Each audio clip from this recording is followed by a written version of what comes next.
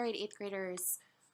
So about a week and a half ago, we started the article of the week on Dr.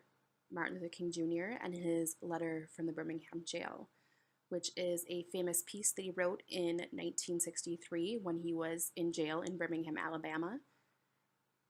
And that essential question I wanted you to think about: how can we apply Dr. King's words to our current world?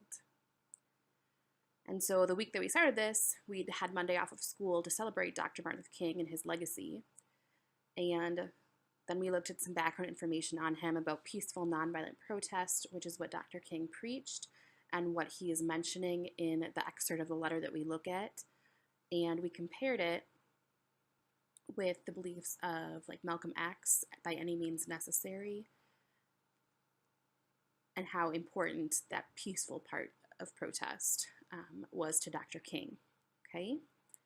And so again, keeping in mind, how can we apply what we're reading about, what we're breaking down here, to our lives today, okay? So keep going with me.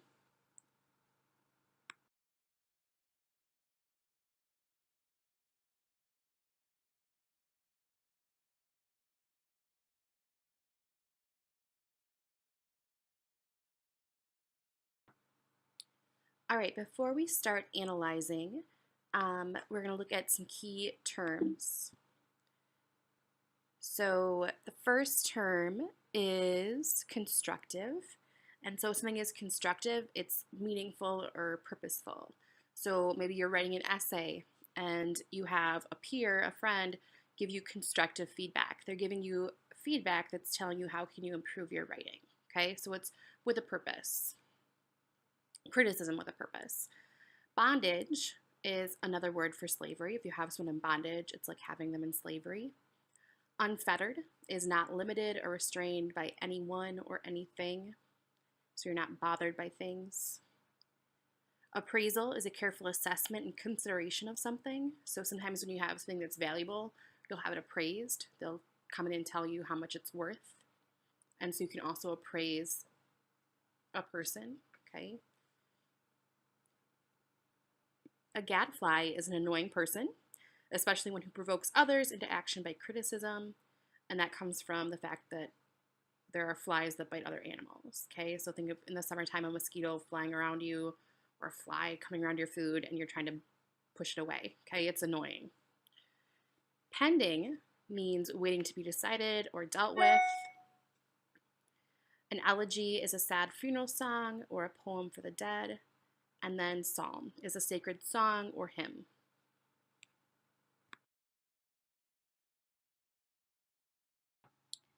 All right, so I'm just going to read through the entire 2 paragraphs one time, and then we'll really start to break it apart, okay? You may well ask, why direct action? Why sit-ins, marches, etc.? Isn't negotiation a better path? You are exactly right in your call for negotiation. Indeed, this is the purpose of direct action. Nonviolent direct action seeks to create such a crisis and establish such creative tension that a community that has constantly refused to negotiate is forced to confront the issue. It seeks so to dramatize the issue that it can no longer be ignored. I just referred to the creation of tension as a part of the work of the nonviolent resistor. This may sound rather shocking, but I must confess that I am not afraid of the word tension. I have earnestly worked and preached against violent tension, but there is a type of constructive nonviolent tension that is necessary for growth, just as Socrates felt that it was necessary to create a tension in the mind so that the individual could rise from the bondage of myths and half-truths to the unfettered realm of creative analysis and objective appraisal. We must see the need of having nonviolent gadflies to create the kind of tension in society that will help men rise from the dark depths of prejudice and racism to the majestic heights of understanding and brotherhood. So the purpose of the direct action is to create a situation so crisis-packed that it will inevitably open the door to negotiation. We, therefore, concur with you in your call for negotiation. Too long has our beloved Southland been bogged down in the tragic attempt to live in monologue rather than dialogue. We must use time creatively and forever realize the time is always ripe to do right. Now is the time to make real the promise of democracy and transform our pending national elegy into a creative psalm of brotherhood. Now is the time to lift our national policy from the quicksand of racial injustice to the solid rock of human dignity. And so you'll notice that I have highlighted some words in this passage. So all of the words are in yellow: direct action, tension, negotiate. That's what you guys picked up as being important when we did that cold read the first time I did this, okay? And that's great. You notice those words that were being repeated, and they really are at the heart of what MLK is getting at in this section. In the light pink color, you'll see those words, those key terms that I just talked about on the slide before we started reading. And then you'll notice that I put in blue prejudice and racism, so some key general terms, key general vocabulary. And then I underlined monologue rather than dialogue. So remember, monologue, mono, means one, so one voice, rather than dialogue, having a conversation back and forth. And so as we were talking about during the cold read, okay, that monologue, that's the dominant voice in society. In our case, the white male voice. And we want, instead of dialogue, we want everyone to be able to have a voice in our society, an equal voice.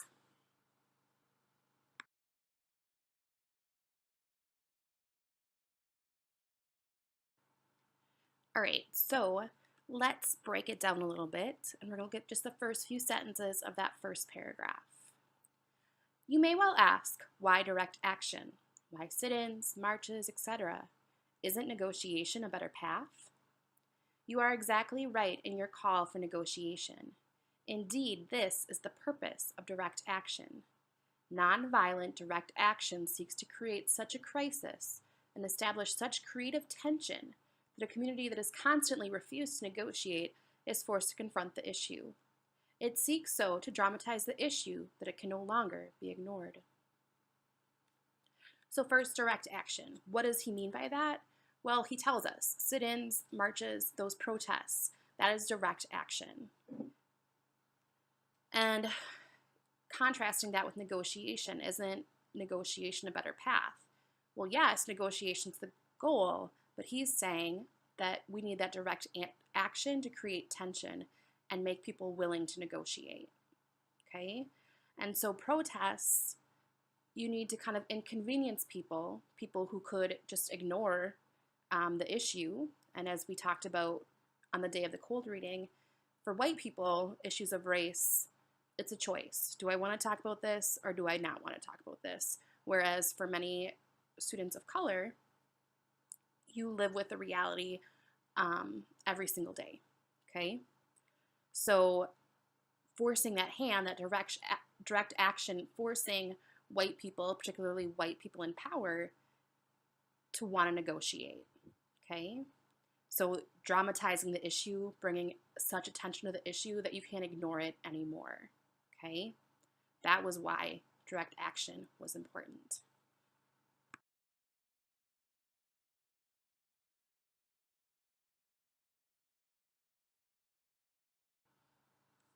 All right, the next section. This may sound rather shocking, but I must confess that I am not afraid of the word tension. I have earnestly worked and preached against violent tension, but there is a type of constructive, non-violent tension that is necessary for growth.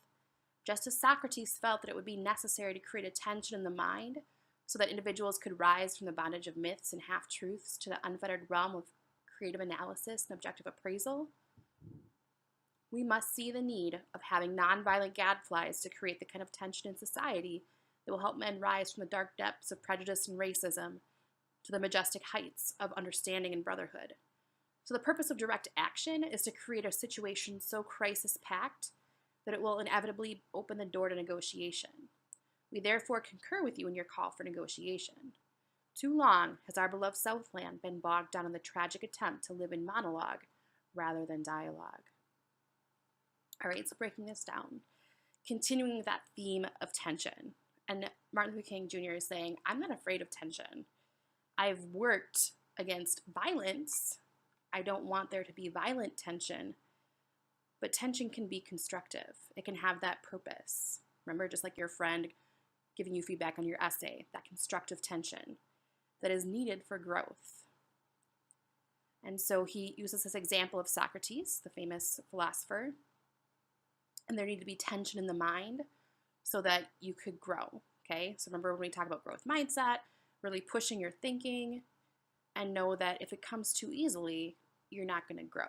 You need that tension, that struggle to really grow. And so he's also saying, rising from the bondage of myths and half-truths.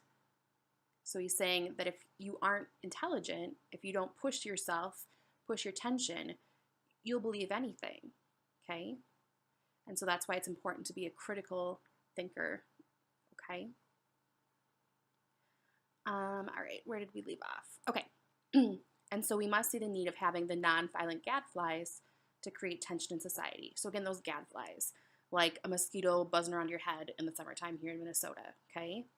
You need that annoyance. And so in society, during protests, we need gadflies. We need people who are willing to stand up, create tension, and push people's thinking, okay? So when he says, create the kind of tension in society that will help men rise from the dark depths of prejudice and racism to the majestic heights of understanding and brotherhood, he's talking about white men in power, okay? White men in power, they have that choice. I don't want to talk about racism, issues of race.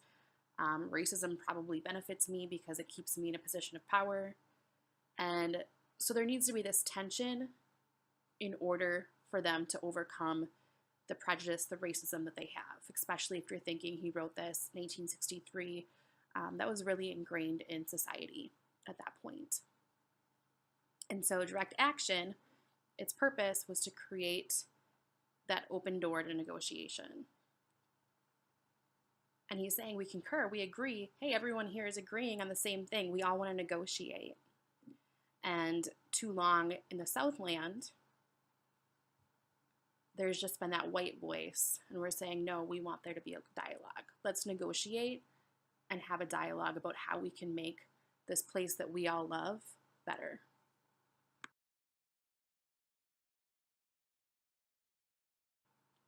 All right, and that last paragraph. We must use time creatively and forever realize the time is always right to do right. Now is the time to make real the promise of democracy and transform our pending national elegy into a creative psalm of brotherhood. Now is the time to lift our national policy from the quicksand of racial injustice to the solid rock of human dignity. Okay? And so MLK is kind of famous for that part that says, realize the time is always right to do right. Okay? And that's a lesson you can carry throughout your life. It is always the right time to do what is right. It is always the right time to stand up for what you believe in, okay? Then he starts talking about the promise of democracy. So the United States was founded on the principle that all men were created equal, Thomas Jefferson. And have we really made good on that promise? Especially, again, if we're thinking 1963, but you could also think 2017. Have we made good on that promise? And so pending, mean coming, national elegy. Remember, elegy was that funeral poem or funeral song. So he's saying our country cannot survive if we do not make changes. The ruin of our country is coming if we do not make changes. And so we want to create that creative psalm of brotherhood. We want to come together and truly be a country where all men, women are treated equal and where opportunity exists for all. And then the last line, now is the time to lift our national policy from a quicksand of racial injustice. So if we continue to have racial injustice, it's going to sink us. And we're going to instead create that solid rock of human dignity that we can build a strong future on.